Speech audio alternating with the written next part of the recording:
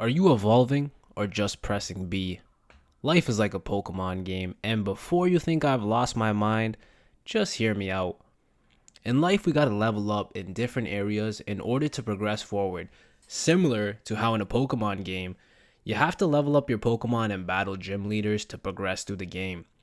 It's like each year in real life, from the ages of 0 to 18, it's like us going through gym leaders one by one until you're ready to face off against the Elite Four, which in real life I would say is when you hit about 18 years old. When you're around 18 years old, this is when most of the world will consider you an adult, and the choices you make from here on out really matter. You can choose to go to post secondary like college or university, depending on which part of the world you live in, or you could start working a job or even maybe start your own business. You can even do absolutely nothing and rot at your parents' house, smoke weed all day, and play video games. The choice is all yours. In a Pokemon game, once you beat the Elite Four, you can usually do a lot of things in the post game, and it doesn't have to be in order either. Right now, I'm playing Pokemon Shining Pearl. I just beat the Elite Four recently, and now I'm facing off against the gym leaders again with their new and improved teams. Just before this, I caught the legendary Pokemon Regirock and Registeel. The choice is mine. Just like in the real world, when you hit 18, you can do whatever you want to do. But let's say most people, they gotta go through post-secondary, which is college, university, or maybe even trade school or some sort of certification.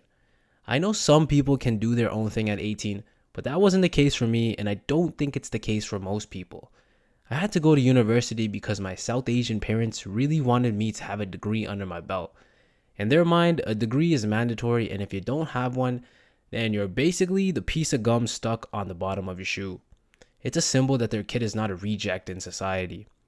Anyway, let's say after post secondary you finally finish up and now you're in the post game. Some people decide that it's game over and just coast through life with a cozy 9 to 5 job where they're comfortable and just getting by in life. Then there are others who wish to test their limits and try new things like start their own business, get in shape, and really just expand their minds. This is similar to facing off against the new and improved gym leaders in Pokemon Shining Pearl, or even facing off against Trainer Red in Pokemon Heart Gold and Soul Silver. That would be considered the ultimate challenge in the Pokemon game, and in life, climbing that mountain is essentially becoming the best version of yourself by leveling up all your attributes. See, by the time you reach the Elite Four, your Pokemon are likely around level 50 to 60, depending on which game you're playing, but it doesn't end there. You can go all the way to level 100, and of course, there are many people that stop after the Elite Four, but then there are some ambitious people that wish to make it all the way to level 100.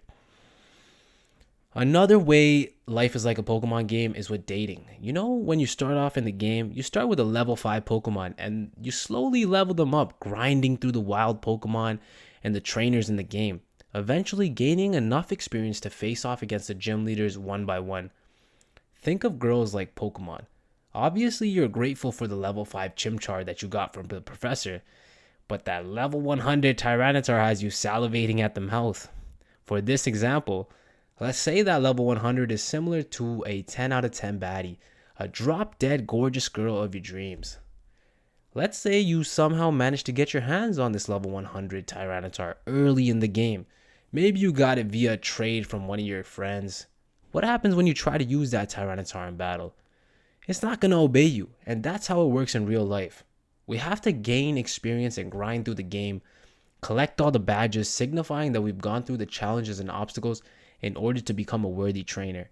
You see, these badges in real life could be getting your financial situation right, getting in shape, building confidence through practicing social interaction, having a strong mindset, building a good circle of influence.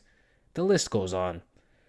I'm sure you guys get the point, because once you can achieve these accolades, then that 10 out of 10 baddie, she's going to start to be interested in who you are. And what you do from there is completely up to you, considering you're in the post game now. You can go catch legendary Pokemon, face off against stronger trainers, or just coast through life. The point is, when you start to look at life like a Pokemon game, or any video game for that matter, that you have to level up and progress through, life becomes more enjoyable. It's suddenly fun to grind and build up your character. Things that seemed boring and monotonous now seem fun and challenging in a good way, because you know what the grind can do for you, what it can do for your life, and what opportunities it can provide to you.